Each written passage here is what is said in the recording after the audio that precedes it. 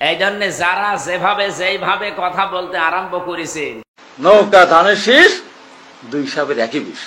আমি বলেছিলাম আজকে বই এই স্লোগান যে যেখানে দিবে ধরে হাতের কাছে দা কুড়াল চাকু যা থাকবে ধরে কেটে জিব্বা কেটে দিয়ে কালো কুত্তা দিয়ে খাওয়া দেবে। এই জন্য যারা যেভাবে যেইভাবে কথা বলতে আরম্ভ করেছেন, আপনি এই 15.5 বছরে একদিনও কোনোদিন আপনার মুখ দিয়ে শুনি নাই যে একামতে দিনের দায়িত্বে দেশে যারা আছেন এই মানুষগুলো 1971 সালের অপরাধী, একদিনও বলেন নাই।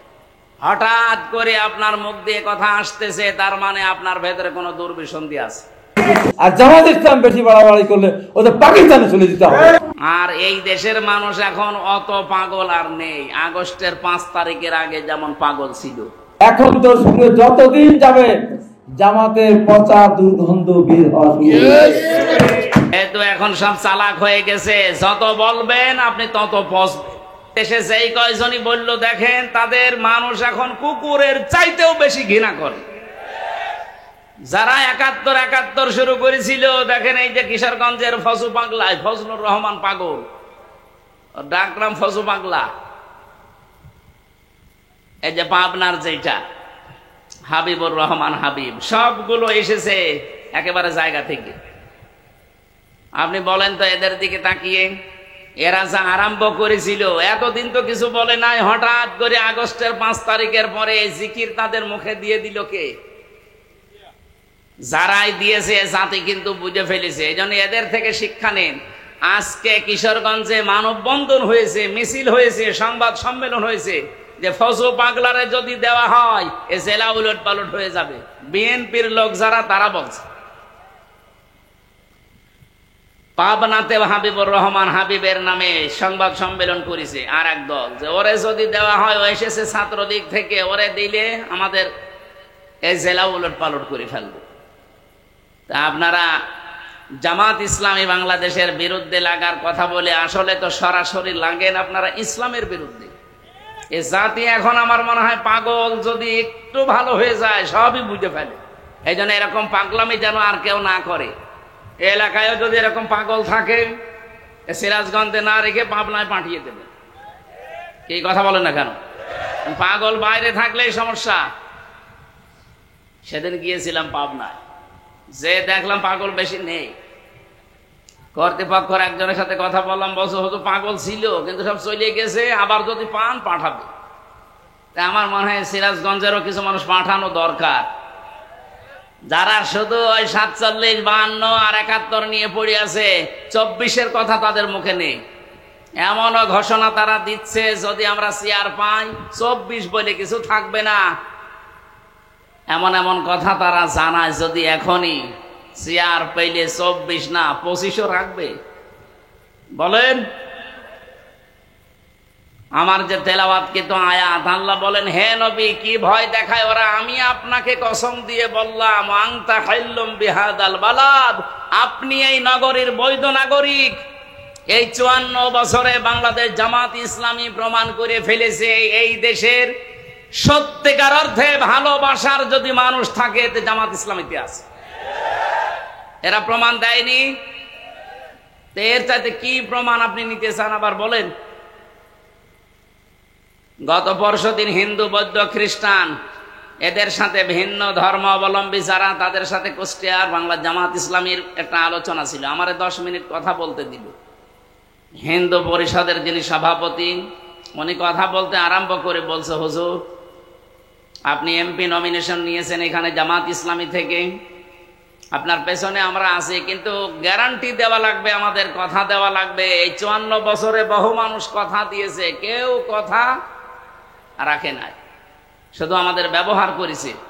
আমরা বিভিন্ন ভয়ে আছি, আমরা বিভিন্ন বৈষম্যের শিকার হয়ে আছি। আমরা যেন এই আশ্বাসটা পাই যে এগুলো সব দূর হয়ে যাবে, আমরা নিরাপদে আপনাদের মতো থাকতে পারবো। আমি ওনাকে ওই দিন গ্যারান্টি দিয়ে বলেছি, আমাদের আমির ডক্টর শফিকুর রহমান উনি জানিয়েছে দেশের মসজিদ যেমন পাহারা দেওয়া লাগে না, মন্দিরও পাহারা দেওয়া লাগবে না যদি ইসলাম ক্ষমতায় আসে। হ্যাঁ কথা বলেন, কথা বলেন। ওনারা আশ্বাস পেয়েছে, বলেছে যে আমরা সামনে চেষ্টা চালাবো ইনশাআল্লাহ। গত পরশুদিন গোবিন্দ পরামানিক বাংলাদেশের হিন্দু মহাজোটের মহাসচিব উনি জানিয়েছে দেশে জামাত ইসলামী যদি ক্ষমতায় আসে তাহলে এই দেশে সবচেয়ে বেশি নিরাপদে থাকবে অন্য ধর্মের মানুষেরা। একজন হিন্দু মানুষের কথা বলছে আর আপনি বলছেন না। এই জন্য বৈধ নাগরিক এই দেশের আমার মনে হয় যারা ইসলাম ভালোবাসে, দেশ ভালোবাসে মন থেকে, তারা। এই জন্য আমরা গ্যারান্টি দিতে পারি এই দেশে দুর্নীতি মুক্ত করার জন্য জামাত ইসলাম আর শিবিরের বাইরে কল্পনাও করা যায় না। আপনি রাগ করলেন আর ভালো বললেন আমার দেখার দরকার নেই, সত্য কথা যেটা এটা আমি বলছি, আপনি চ্যালেঞ্জ দেন। মুআয ইবনে জাবাল একজন বিখ্যাত সাহাবী, নবীজি যখন তাকে ইয়ামেনের গভর্নর করে পাঠাচ্ছিলেন, ঘোড়ার রেকাবের ভেতরে অলরেডি তিনি পা দিয়ে ফেলেছেন, এবার রওনা করবেন। নবীজি তাকে বললেন তোমাকে একটা দেশের দায়িত্ব দিয়ে পাঠালাম, হাদিয়া তোফা তুমি গ্রহণ করতে পারবা ওই পর্যন্ত যতক্ষণ ওটা হাদিয়া থাকে, কিন্তু কোন হাদিয়া তোফা যদি ঘুষের পর্যায়ে পড়ে ওইটা আর নেওয়া যাবে না। কিন্তু আমি আশঙ্কা করছি যুগ জামানা এমন আসবে অনেকেই বাধ্য হবে, তার প্রয়োজন, তার বাস্তবতা তাকে এই হাদিয়ার নামে ঘুষ খেতে। বলেন তো ১৫০০ বছর আগের কথা এখনো বাংলাদেশে মনে হয় নবীজি এই মাত্র বলে গেল। ওই সময় তিনি জানিয়েছিলেন আলা ইন্নাল কিতাবা ওয়াস সুলতানা লা ইফতারিকান, সাবধান থাকবা, ভালো করে শুনবা, অতি শীঘ্র এমন একটা যুগ জামানা এসে যাবে যে জামানার মানুষেরা বলবে রাজ্য রাজনীতি আর কোরআন শরীফ আলাদা। বলেন কতদিন আগের কথা এটা, এখন বাস্তবে ১০০ ভাগ ফলে যাচ্ছে। উনি বলেছিলেন কিছু মানুষ এমন আসবে দেশে, তারা বলবে কোরআন আর রাজনীতি এটা আলাদা। সাফ কথা বলছি, যারা বলেন কোরআনের সাথে রাজনীতির কোনো সম্পর্ক নেই, আপনি যদি কোরআন বিশ্বাসও করে থাকেন আপনি মুনাফিক। ফালা তুফারিকুল কিতাব, হে আমার উম্মতেরা সাবধান, কোনদিন আল্লাহর কিতাবের রাজনীতি থেকে নিজেকে আলাদা করবা না। একটা শব্দ যদি ভুল বলি, বানিয়ে বলি, কোন আলেমকে নিয়ে এসে বসিয়ে রাখেন। নবীজি বলেছিলেন এমন সময় দুনিয়াতে আসবে ওই জামানার মানুষগুলো এ কথা বলবে যে কোরআন শরীফ আর রাজ্য রাজনীতি এটা আলাদা। ফালা তুফারিকুল কিতাব, তোমাদের আদেশ দিলাম, ফালা কখনোই না, তুফারিকুল কিতাব, তোমরা কিতাবের রাজনীতি থেকে আলাদা হবা না। কারণ কোরআনের রাজনীতির বাইরে যারা রাজনীতি করে এরা দুর্নীতিবাজ। বাংলাদেশ জামাত ইসলামী থেকে 18 জন এমপি এই দেশে উপহার দিয়েছিলাম, এ পৃথিবী প্রমাণ করে দিয়েছে 18 জনের জীবনে 1 টাকা দুর্নীতি পাওয়া যায়নি। এক কথা বলেন না কেন? 2 জন মন্ত্রী ছিল, অনবীক্ষণ যন্ত্র দিয়েও খুঁজে চায় না, দুর্নীতি পায়নি। মাওলানা মতিউর রহমান নিজামী রহমতুল্লাহ আলাইহে, আল্লাহর এই শহীদ বান্দা, মন্ত্রিত্ব চালিয়ে 36 টাকা বেঁচেছিল, রাষ্ট্রকে ফেরত দিয়েছে। বাংলাদেশের ইতিহাসে মনে হয় এই প্রথম। এর আগে কেউ দিতে পেরেছে? বলেন বলেন। শিল্পমন্ত্রী থাকাকালীন আমার কুষ্টিয়াতে যে চিনির কল আছে, সে 1965 সালে এটা তৈরি, আজ পর্যন্ত শুধুমাত্র 3 বার লাভ হয়েছে, তাছাড়া আজ পর্যন্ত কোনোদিন লাভ হয়নি, প্রত্যেক বছর লস হয়েছে। মাওলানা মতিউর রহমান নিজামী যে 3 বছর মন্ত্রী ছিলেন, শিল্পমন্ত্রী, ওই 3 বছর শুধু লাভ হয়েছিল। এই জন্য আমরা গ্যারান্টি দিতে পারি এই দেশে দুর্নীতি মুক্ত করার জন্য জামাত ইসলাম আর শিবিরের বাইরে কল্পনাও করা যায় না। আপনি রাগ করলেন আর ভালো বললেন আমার দেখার দরকার নেই, সত্য কথা যেটা এটা আমি বলছি, আপনি চ্যালেঞ্জ দেন। 200-র উপরে উপজেলা চেয়ারম্যান ছিল, সবগুলো দুর্নীতি মুক্ত। 252 জনের উপরে উপজেলা চেয়ারম্যান, ভাইস চেয়ারম্যান ছিল, সবগুলো দুর্নীতি মুক্ত। 1000-এর উপরে প্রায় ইউনিয়ন চেয়ারম্যান ছিল, সবগুলো দুর্নীতি মুক্ত। 1500-র উপরে প্রায় মেম্বার ছিল, একটাও দুর্নীতিগ্রস্ত না। আমি যে তালিকা বললাম বানিয়ে বলি না, এই সবগুলো দেখে দেখে বললাম। বাইরে যত দল আছে আপনি বলেন, তারা তো এই 54 বছরের পালাক্রমে গেছে। একটা মানুষকে দেখান যে তার জীবনে দুর্নীতি নেই। আপনাকে এর চাইতে কি দেখানো লাগবে? এর চাইতে বেশি দেখাতে হলে আমার মানুষ দিয়ে হবে না, জিবরাইলকে নিয়ে আসা লাগবে। এই জন্যই তো আমরা গ্যারান্টি দিতে পারছি। আমিরে জামাত ডক্টর শফিকুর রহমান হাফিজাহুল্লাহ উনি ঘোষণা দিয়েছে, বাংলাদেশে 296 জন অলরেডি প্রার্থী উনি ঘোষণা দিয়ে ফেলেছে, আরো 4 জন বাকি আছে। যদি এই মানুষগুলো নির্বাচিত হতে পারে, 100 টাকা দিয়ে যদি তারা নির্বাচিত হয়, 5 বছর পরে ওই 100 টাকাই থাকবে, 1 টাকাও বাড়বে না। আপনি জিজ্ঞাসা করেন ওনাকে বলেছে কিনা? আমার যেদিন ঘোষণা হয় জানিয়েছে যে কয় টাকা নিয়ে এমপি হবেন, এমপি 5 বছর থাকার পরে ওই 1টা টাকাও বাড়বে না, বাড়লে খবর আছে। আপনি বাংলাদেশে 73টার উপরে দল আছে, 49টা শুধু নিবন্ধিত। শেষে আমাদের নিবন্ধন ফিরিয়ে দিয়ে 50টা হয়েছে। যতগুলো নিবন্ধিত দল আমি চ্যালেঞ্জ দিলাম, যদি ঘোষণা দিতে পারে যে আমার দল থেকেও যদি কেউ এমপি হয়, মন্ত্রী হয়, 5 বছরে তার 1টা টাকা বাড়বে না, আরো কমে যাবে, আমার মনে হয় কোন দল থেকে এমপি দাঁড়াবেই না। চিন্তা করবে ছাতা করে করবো কি? আমি আসি এ রাস্তায় 10 কোটি টাকা খরচ করে 100 কোটি টাকার মালিক হওয়ার জন্যে। আরে কে ঘোষণা দিল যে 1টা টাকাও নাকি বাড়বে না? ও ছাতা আমার দরকার নেই, আমি সুবহানাল্লাহ জিকির করি।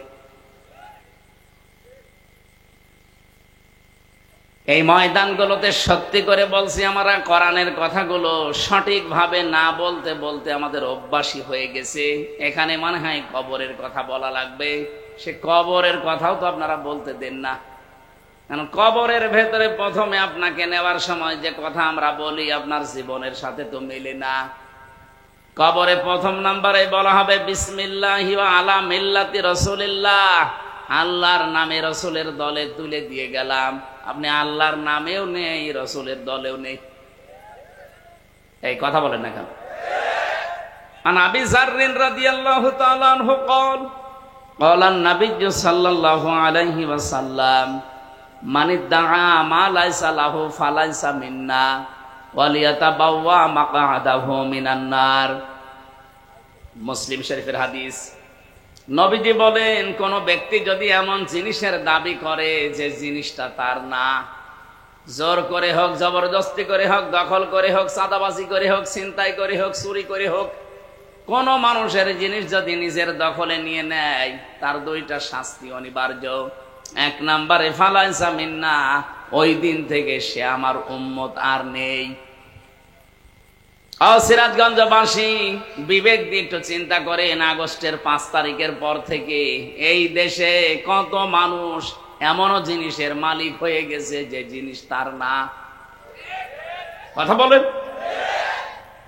তা আপনি নবীর উম্মতি তো নেই, আপনাকে আমি বিসমিল্লাহি ওয়া আলা মিল্লাতি রাসূলিল্লাহ বলে মিথ্যা কথা বলে করব কি? অন্যের জিনিস যারা নিজের দখলে নিয়ে নিয়েছেন, কান খাড়া করে শোনেন, যদি ওই জিনিস ফেরত না দেন আপনি নবীর উম্মত থেকে খারিজ হয়ে গেছেন। অনেকে আবার এই হাদিস শোনার পরে দেখি বলে যে তাহলে বাংলাদেশ জামাত ইসলামী নবীর উম্মত নেই কেন? কারণ তারা ইসলামী ব্যাংক দখল করেছে। এত বড় ডাহা মিথ্যা কথা আপনি বলতে পারলেন? এই দেশে কয়েকদিন আগে একজন ঘোষণা দিয়েছিল, ইসলামী ছাত্র শিবির 1971 সালে রক কেটেছে। বলেন তো, ছাত্র শিবির প্রতিষ্ঠা হয়েছে 1977 সালে, 71 সালে রক কাটলো কি করে? ভণ্ডামি তো একটা শেষ থাকে। আমার মনে হয় মেয়াদ উত্তীর্ণ গাঁজা খেয়ে এই কথা বলা সম্ভব। কারণ মেয়াদওয়ালা গাঁজা খায় যারা, আমি তো দেখি লালনের মাজারে তো গাঁজার ফ্যাক্টরি। ওখানে যারা গাঁজা খায় ওরা মেয়াদ উত্তীর্ণ গাঁজা খায় না, মেয়াদ দেখে খায়। এই জন্য ওরা এরকম উল্টা পাল্টা বকে না, ওরা চুপ করে থাকে, গাঁজা খেয়ে পড়ে থাকে, কারণ পুলিশে পাহারা দেয় যে গাঁজা খান আমরা আছি।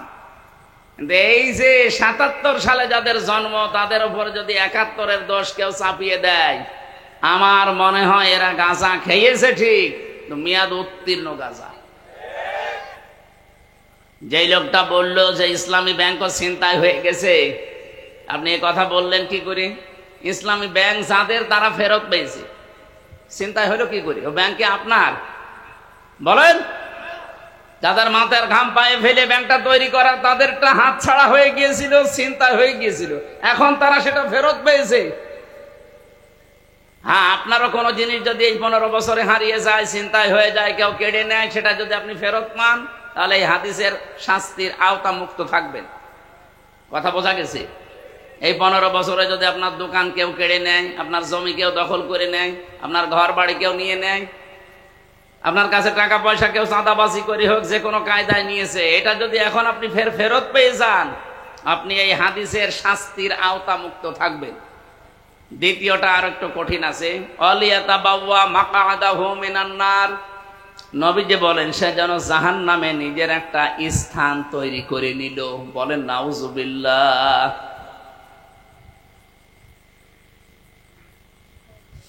সিরাজগঞ্জবাসী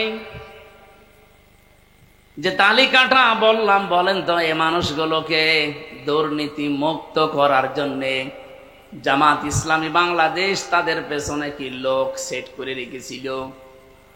একটার পেছনেও একটা লোক সেট করা ছিল না, তাদের ভেতরে শুধু ভয়টা তৈরি করে দিয়েছিল এই সাংগঠনিক মাধ্যমে। আমার আল্লাহর কার? এখনো যারা আছে মন থেকে, যারা একামতে দিনের কাজ করে, এই মানুষগুলোর ভেতরেও শহীদ আব্দুল কাদের মোল্লার মতো আল্লাহর ভয় আছে। যেখানেই যায়, এতদিন পর্যন্ত কথা আসতো না, এখন কিছু মানুষের মুখ দিয়ে দেখি বের হয় যে ওয়াজ মাহফিলে, তাফসির মাহফিলে যেন রাজনৈতিক কথা বলা না হয়। আমিও ওপেন চ্যালেঞ্জ দিলাম, আমাকে যেখানে নিয়ে যাবেন, যেই সাবজেক্ট দেবেন, ওখান থেকে আমি রাজনীতি আরম্ভ করব। আপনি বাধা দেন দেখি। আপনি কবরে নিয়ে যাবেন, কবরেও রাজনীতির 3টা প্রশ্ন আছে, মার রব্বুকা ওয়া মান নাবিয়্যুকা ওয়া মা দীনুকা, 3টায় রাজনৈতিক প্রশ্ন। আপনি নিয়ে যাবেন কোথায়? যদি জন্মে নিয়ে যান, জন্মে আমি রাজনীতি আরম্ভ করব, কারণ সর্বপ্রথম জন্ম নিলেই বলা লাগবে আল্লাহু আকবার। এর চাইতে বড় রাজনীতি কি আছে? এখন যদি বলেন আমি মরণে নিয়ে যাব, মরণেও রাজনীতি আছে, কারণ মরণের জীবনের শেষ কথা আপনাকে বলা লাগবে লা ইলাহা ইল্লাল্লাহ। এর চাইতে বিপ্লবাত্মক কথা পৃথিবীতে আর নেই। আপনি ঘোষণায় দিয়ে গেলেন যে দুনিয়ায় কাউকে মানি না আল্লাহ ছাড়া। সুবহানাল্লাহ বলতে পারেন না? আপনি নিয়ে যাবেন কোথায়? বিয়েতে নিয়ে যাব, বিয়েতেও রাজনীতি আছে কি নেই? আপনি যখন বলেন যে কবুল, কবুল বলার সঙ্গে সঙ্গে একটা মেয়ে লোকের যত রকমের দায়িত্ব সব আপনার ঘাড়ে এসে যায়। আল্লাহ রাব্বুল আলামিন বলেন, কোন মানুষ যদি মুসলমান হতে চায়, সেও কিন্তু একটা কবুল বলে লা ইলাহা ইল্লাল্লাহ। এই কথার ভেতরে আপনি কয়েকটা জিনিস পাবেন। আমানতু বিল্লাহ কামা হুয়া বিআসমাইহি ওয়া সিফাতিহি ওয়া ক্বাবিলতু জামিআ। আমি কবুল করে নিলাম আল্লাহর যত বিধান আছে সব। রাজনীতি নেই কোথায়? রাজনীতির বাইরে কোরআন শরীফে আপনি কথাই পাবেন না।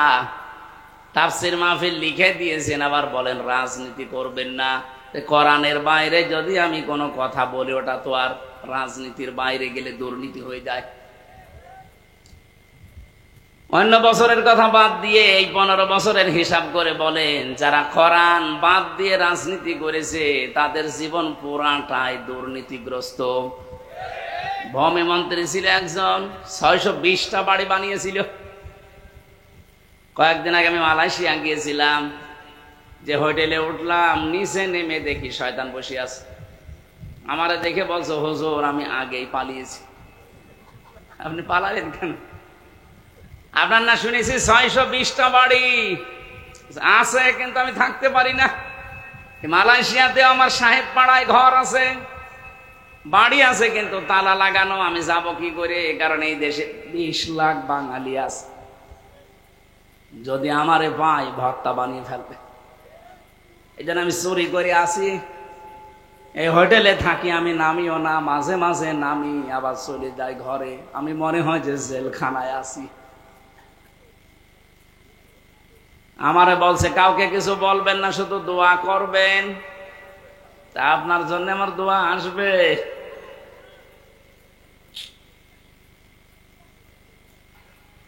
রব্বুল আলামিন বলেন, আমি যেখানে থেকে তেলাওয়াত করেছিলাম এই জায়গা থেকে, ফালাকতা হামাল আকাবাতা ওমা আদরাকা মাল আকাবা। হে নবী, তারা গিরিপথ পাড়ি দিতে রাজি না।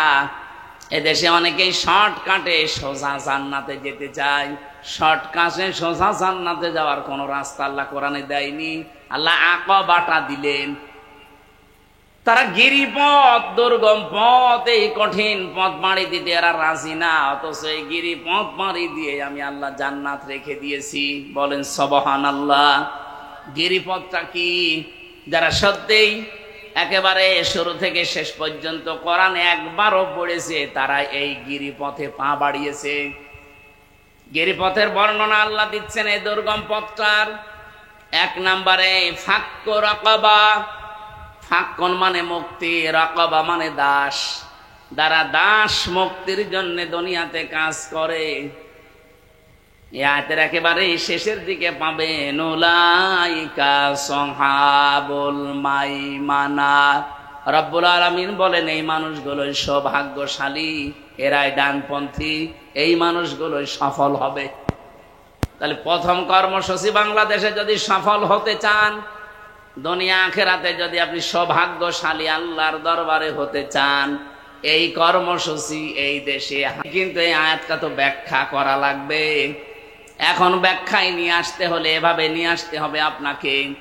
পৃথিবীতে মানুষ হয়ে যারা মানুষের দাসত্ব করে, মানুষের গোলামি করে, এখান থেকে যারা মানুষকে মুক্ত করে আল্লাহর গোলাম বানাতে চায়, আল্লাহর দাস বানাতে চায়, তারা এই দেশে সফল হবে।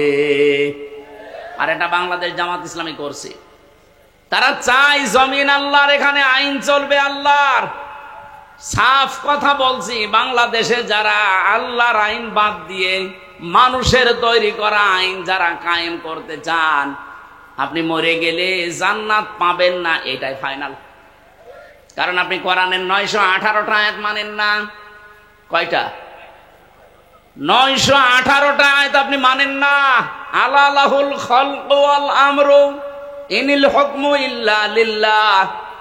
এরকম 918 জায়গায় পড়া কোরআনে আমি পেয়েছি। যারা মানুষের তৈরি করা আইন কায়েম করার জন্য দল করেন, চেষ্টা করেন, আপনি জাহান্নামী। আর কারো ফতোয়া লাগবে না। এই যে কাদিয়ানীরা, এরা কি জান্নাতি না জাহান্নামী? বলেন বলেন। কেন? ওরা কোরআন শরীফ কি পড়ে না? ওরা কি নামাজ পড়ে না? কোরআনের 6666টা আয়াতের ভেতরে সবগুলোই তারা বিশ্বাস করে, কম বেশি মানেও। শুধুমাত্র সূরা আহজাবের 40 নম্বর আয়াতের 4 ভাগের 1 ভাগ একটা শব্দ মানে না, বিশ্বাসও করে না, মানেও না। মা কানা মুহাম্মাদুন আবা আহাদিম মির রিজালিকুম ওয়ালাকির রাসূলুল্লাহি ওয়া খাতামান নাবিয়্যিন। ওরা বলে মা কানা মুহাম্মদ ঠিক আছে, আবা আহাদিম মির রিজালিকুম তাও ঠিক আছে, মানলাম। ওয়ালাকির রাসূলুল্লাহ এটাও ঠিক আছে, কিন্তু খাতামান নাবিয়্যিন উনি যে শেষ নবী এটা মানে না। ওরা বলে শেষ নবী আর একজন আছে, গোলাম মোহাম্মদ কাদিয়ানী। বলেন নাউজুবিল্লাহ। বিবেক যদি থাকে, যদি কুকুরে প্রসাব আপনার বিবেকে না করে, ভাবেন ওরা কোরআন শরীফের মাত্র একটা আয়াতের 4 ভাগের 1 ভাগ ওরা মানে না, এজন্য ওরা কাফের। কাদিয়ানীদের সাথে ছেলে মেয়ে বিয়ে দেওয়াও জায়েজ। বলেন বলেন। আর যেই লোকটা বলে যে এখানে জমিন আল্লাহর, কিন্তু আইন আমরা বানিয়ে চালাবো, সে কোরআনের এক আয়াতের 4 ভাগের 1 ভাগ না, অলরেডি 918টা আয়াত সে মানে না। সে তো কাফেরের বাপ। বলেন, আমি আপনাকে বাঁচাতে চাই, আমার নিজের কোনো স্বার্থ এখানে নেই। কোরআনের চোখ, হাদিসের চোখ লাগিয়ে দেখতে পাচ্ছে আপনি জাহান্নামে যাচ্ছেন, ফিরে আসেন। এরপরও যদি কারো মন মানসিকতার পরিবর্তন না হয়, আমির হামজা না, আমির হামজার বাবা না, আমার মনে হয় কাবার ইমাম যদি এখানে ওয়াজ করে আপনার কিছুই হবে না।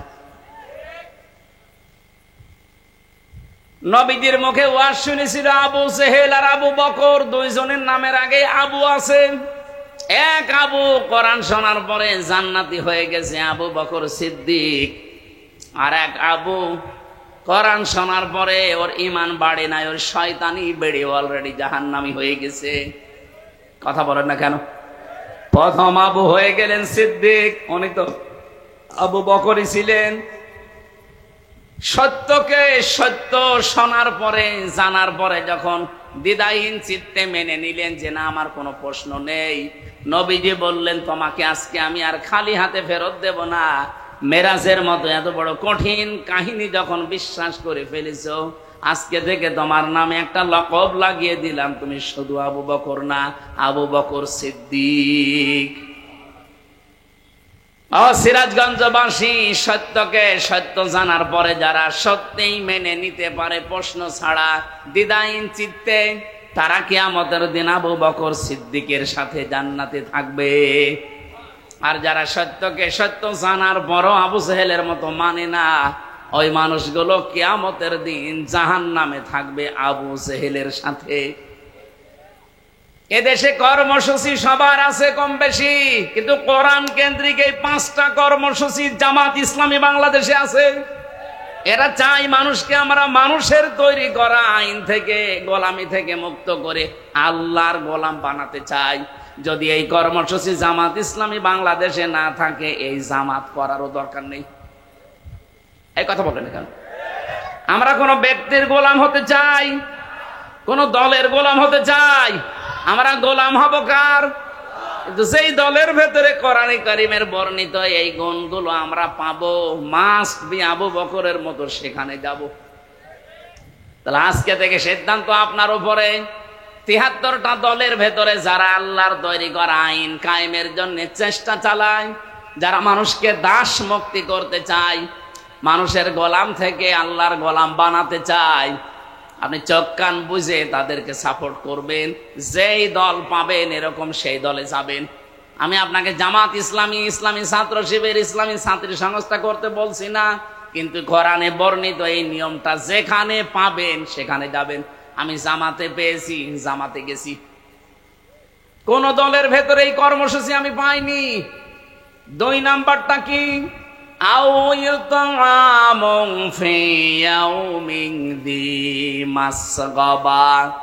যারা দুর্ভিক্ষের সময় মানুষের খাবার পৌঁছিয়ে দেয়, এই কর্মসূচিটাও বাংলাদেশ জামাত ইসলামীর হাতে আছে। এক কথা বলেন না কেন? এই 14 বছরে তো তারা দেখিয়েছে। এমনকি আগস্টের 5 তারিখের পরে দেখেন, এই যে ফেনীতে, কুড়িগ্রামে, নেত্রকোনায় কি অবস্থা তৈরি হয়েছিল। এদেশে তো কত দল আছে, কই কেউ তো এভাবে এগিয়ে গেল না। 65 বছরের মুরব্বী ডাক্তার শফিকুর রহমান এই পর্যন্ত পানির ভেতরে নেমে খাবার পৌঁছিয়েছে। এটাকে আমি বানালাম? বলেন বলেন। তে বাস্তবতা আমি যেখানে দেখতে পাচ্ছি যে কোরআনের সাথে এদের জীবন চরিত্র মিলে যাচ্ছে, সেটা বাদ দিয়ে আমি যাব কোথায়? খাবারের ব্যবস্থা করা লাগবে। দুর্ভিক্ষের সময় অসহায় মানুষ যারা, তাদের কাছে কত মানুষের ব্যাংকে টাকা ছাতা পড়ে যায়। 50 কোটি টাকা ব্যাংকে পড়ে আছে, কেন ওখান থেকে 5 কোটি টাকা একটু দুর্ভিক্ষের সময় ছড়িয়ে দেওয়া যায় না? কি করবেন টাকা নিয়ে? এখন যদি চোখ বন্ধ হয়ে যায়, এই টাকায় আপনাকে জাহান্নামে নেওয়ার কারণ হবে। আর না, আপনাকে বলে করবো, আপনি তো জাহান্নামে বিশ্বাস করেন না, আপনি তো জাহান্নাম আছে এইটাই বিশ্বাস করেন না, আপনাকে বলে করব কি? আমরা যারা অন্তত বিশ্বাস করি তাদেরকে বলছি, এ জীবনে জীবন শেষ না, আর একটা কিন্তু বিশাল জীবন আসতেছে সামনে। ইয়াতীমান যা মাকরাবা, 3 নম্বরে যারা ইয়াতীম, যারা নিজের নিকটের ভেতরে যারা ইয়াতীম, এদের খোঁজ খবর রাখে। বাংলাদেশে কোন দলের কর্মসূচিতে আপনি এইটা পাবেন বলেন?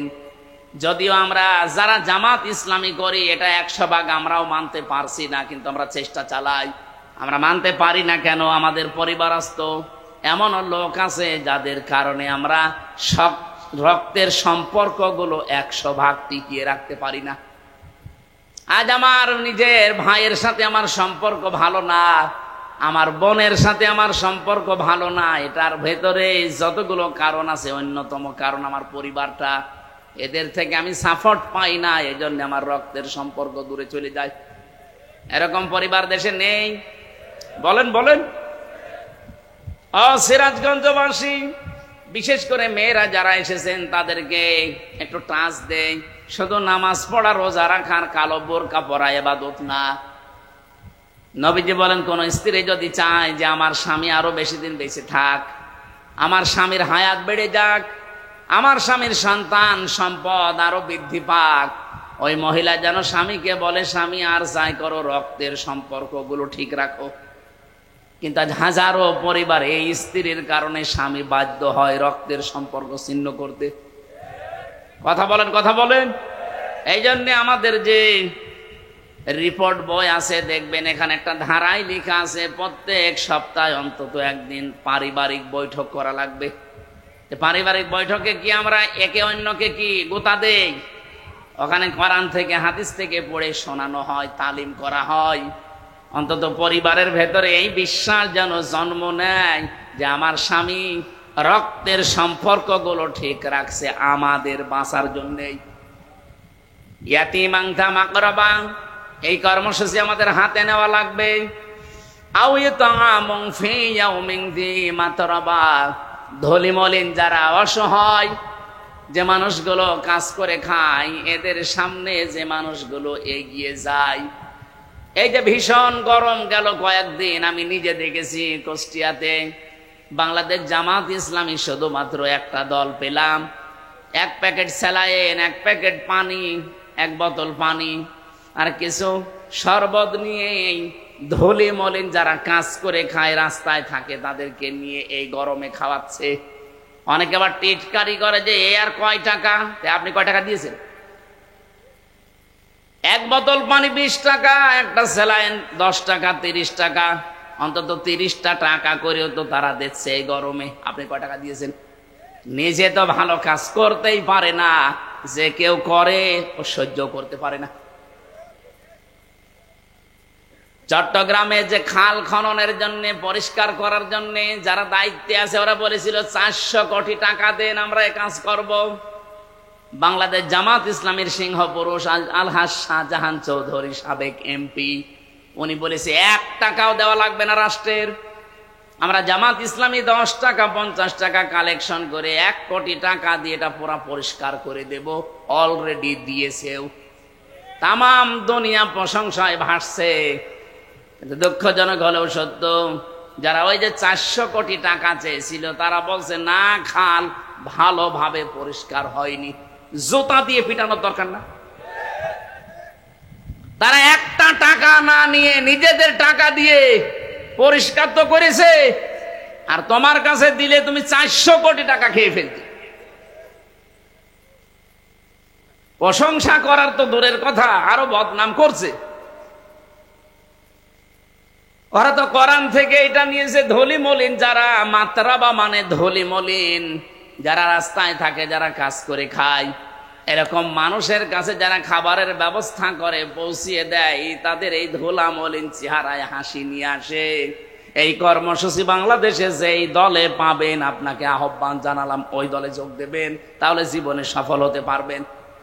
অনেক মানুষ এরকম আছে যে না, আমি কোনো কিছুতে নেই, আমি নিরপেক্ষ। এটা একটা টাটকা শয়তান। পৃথিবীর কোন নবী নিরপেক্ষ ছিল না, কোন সাহাবী নিরপেক্ষ ছিল না। আপনাকে যে কোনো একটা পক্ষ নেওয়া লাগবে, হয় শয়তানের নয় আল্লাহর। কথা বলেন না কেন? যারা বলে যে না, আমি কোনো কিছুতে নেই, কিন্তু দলে দলে দেখবেন এমন মানুষকে সাপোর্ট করে যার চরিত্র শয়তানের চাইতেও খারাপ। সূরা আরাফের 83 নাম্বার আয়াতটা একটু বাড়িছে, মিলাবেন তো আপনারা? আজকেই মিলাবেন। 8 নাম্বার পারা 20 নাম্বার পৃষ্ঠায় এটা 3 নাম্বার লাইনে আছে, ফাআনজাইনাহু ওয়া আহলাহু ইল্লা ইমরাতাহু কানাত মিনাল গাবিরিন। রব্বুল আলামিন বলেন, ফেরেশতা 2 জন পাঠিয়ে দিলাম আসরের নামাজের সময় লূত নবীর কাছে। বললাম, আল্লাহর নবী, আপনার যে উম্মতরা আছে তাদেরকে নিয়ে আপনি এখান থেকে চলে যান, মাগরিবের সময় এখানে আল্লাহর গজব নাজিল হবে, কিন্তু সাবধান, আপনার স্ত্রীকে নেবেন না। ও সিরাজগঞ্জবাসী, এই হাদিস থেকে কি বুঝলেন? কোরআনের আয়াত এটা, কি বুঝলেন এখান থেকে?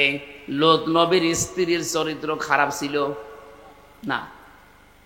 পৃথিবীতে কোন নবীর স্ত্রীর চরিত্র খারাপ ছিল না, কারণ হারাম রক্তের ভেতরে আল্লাহ নবীদের রক্ত প্রবেশ করার নাই। লূত নবীর স্ত্রীর নিজের চরিত্র ভালো ছিল, সে চরিত্রহীনা ছিল না, কিন্তু সে তলে তলে চরিত্রহীনদেরকে সাপোর্ট করত। এই জন্য আল্লাহ তাকে ধ্বংস করে জাহান্নামে অলরেডি পাঠিয়ে দিয়েছেন। এই আয়াত থেকে আমরা যেটা প্রমাণ পেয়েছি, শুধু নিজে নামাজ পড়লে রোজা রাখলে পর্দা করলে হবে না। দেখা যায় এমন মানুষকে ভোট দেয়, এমন মানুষকে সাহায্য করে, এমন মানুষের পেছনে থাকে, এমন মানুষকে সাপোর্ট করে যার চরিত্র শয়তানের চাইতেও খারাপ, যার জীবনে কোনো আল্লাহর বিধান নেই, যার পরিবারে আল্লাহর বিধান মানে না, সমাজে আল্লাহর বিধান মানে না, অর্থনীতিতে আল্লাহর বিধান মানে না। এরকম আল্লাহ বিরোধী সীমা লঙ্ঘনকারী মানুষকে আপনি সাপোর্ট দেন, আপনার অবস্থা লূত নবীর স্ত্রীর মতোই হবে। এই জন্য এটা দুনিয়ার কাজ মনে করে ছেড়ে যাওয়ার কোনো কারণ নেই, এটা আখিরাতের কাজ। মাইয়াশফা শাফাতান হাসানাতান ইয়াকুল্লাহু নাসিবুম মিনহা ওয়া মাইয়াশফা শাফাতান সাজ্জিয়াতান ইয়াকুল্লাহু কিফলুম মিনহা। এই পৃথিবীর ময়দানে কেউ যদি ভালো কোনো কাজে সুপারিশ করে, সাহায্য করে, ভোট দেয়, রায় দেয়, সমর্থন জানায়, পেছনে থাকে, ও লোকটা ভালো কাজ করে যা পাবে আপনি শুধু সুপারিশ করে তাই পাবেন।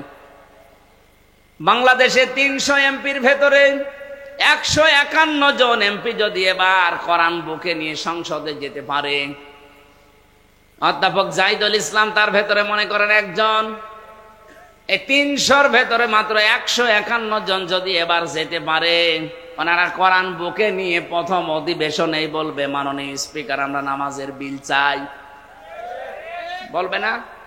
যদি না বলে ভোট দেবেন না, কারণ এইটা ওনাদের একদম কড়াকড়ি লিখা আছে, আল্লাযীনা ইম্মাক্কান্নাহুম ফিল আরদ আকামুস সালাহ 41 কোন ইমানদারকে যদি আল্লাহ চেয়ারে বসায়, তাদের প্রথম কাজই হবে তারা নামাজের বিল আনবে। আর আমরা জানি ওনারা এটা করবে। এতদিনে 54 বছর আমরা যাদেরকে পাঠিয়েছি, তারা সংসদের প্রথম অধিবেশনে বলেছে আমরা নামাজের বিল চাই। বলেন বলেন, কিন্তু ওনাদেরকে এটা পড়িয়ে দেওয়া ওনারা বলবে। স্পিকার যদি বলে ঠিক আছে হাত তোলেন দেখি, 300-র ভেতরে মাত্র 151 জন যদি হ্যাঁ বলে, হাত তোলে, ওইটা ওই দিন কায়েম হয়ে যাবে। 18 কোটি মানুষের জন্য আর ওয়াজ করা লাগবে না, ওই দিন থেকেই তারা নামাজ পড়তে বাধ্য। নামাজ শুধু ও পড়বে না, ওর বাপ পর্যন্ত পড়বে।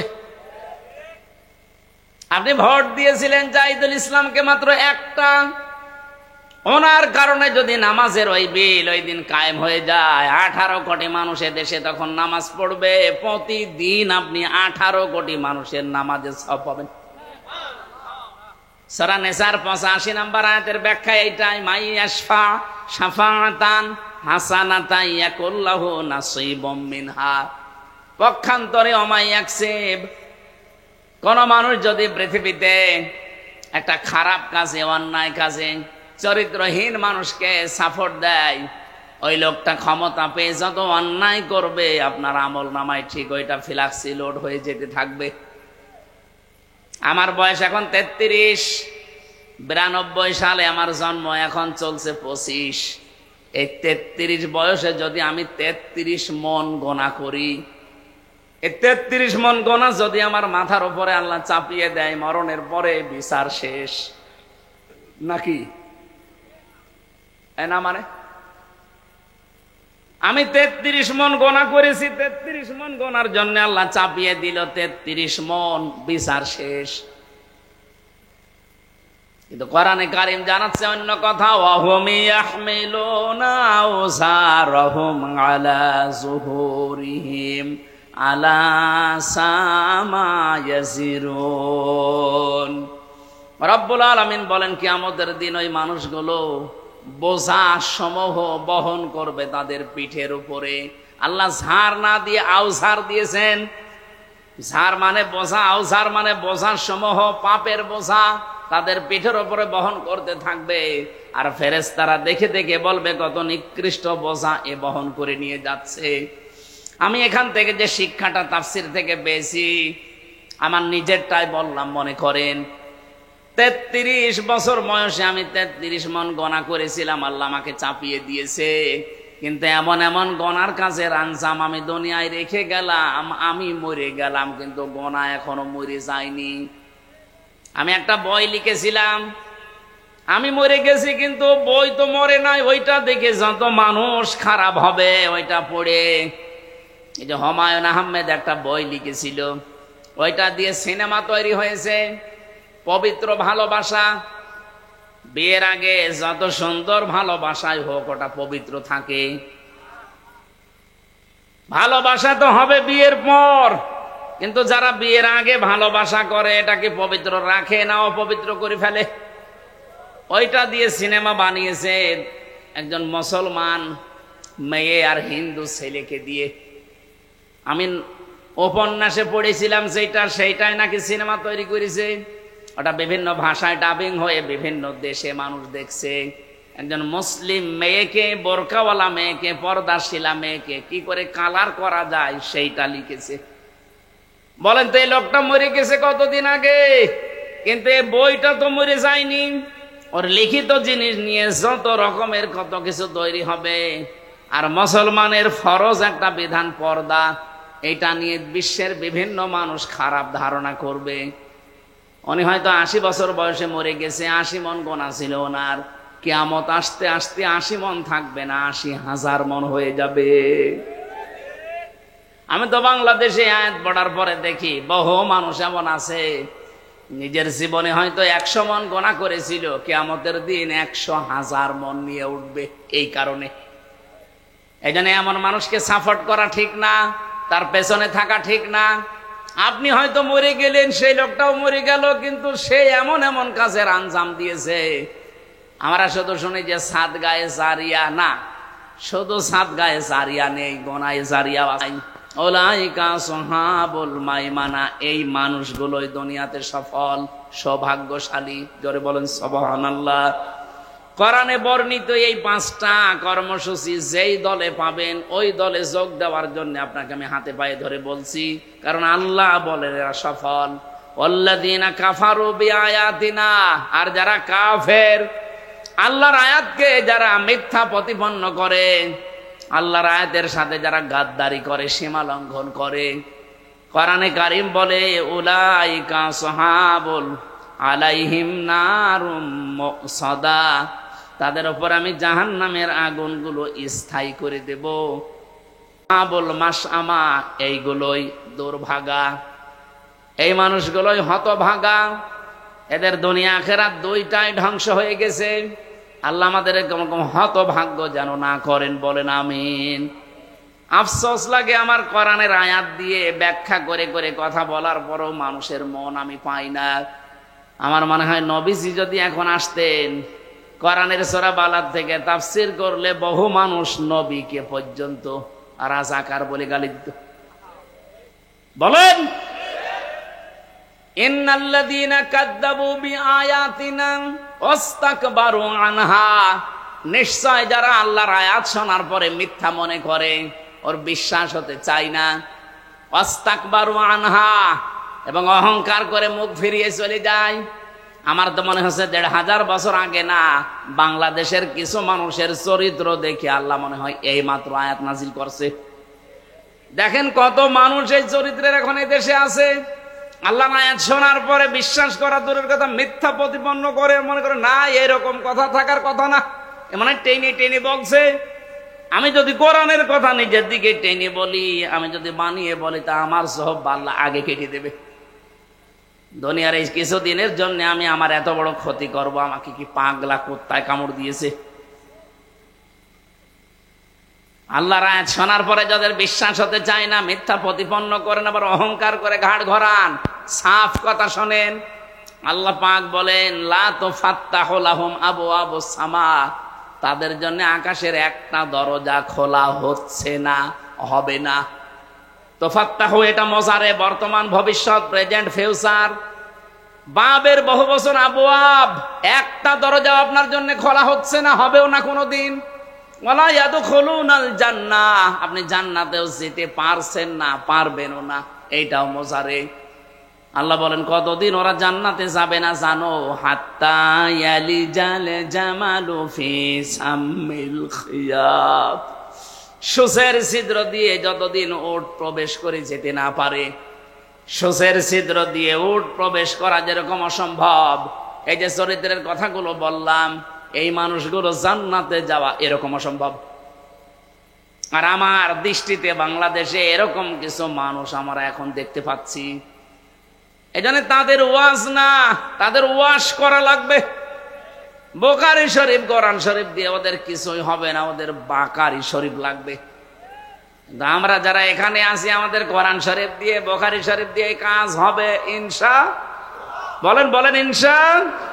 ওয়াকাযালিকা নাজজিল মুজরিমিন, আল্লাহ পাক বলেন আমি মুজরিম, পাপিষ্ঠ যারা, এই মানুষদেরকে এইভাবে শাস্তির আওতায় আনবো। লাহুম মিন জাহান্নামা মিহাদু ওয়া মিন ফাওকিহিম গাওয়াশ ওয়াকাযালিকা নাজজিজ জালিমিন। আল্লাহ একটা ধরন দিলেন আযাবের, যে কিভাবে শাস্তি দেব দেখো।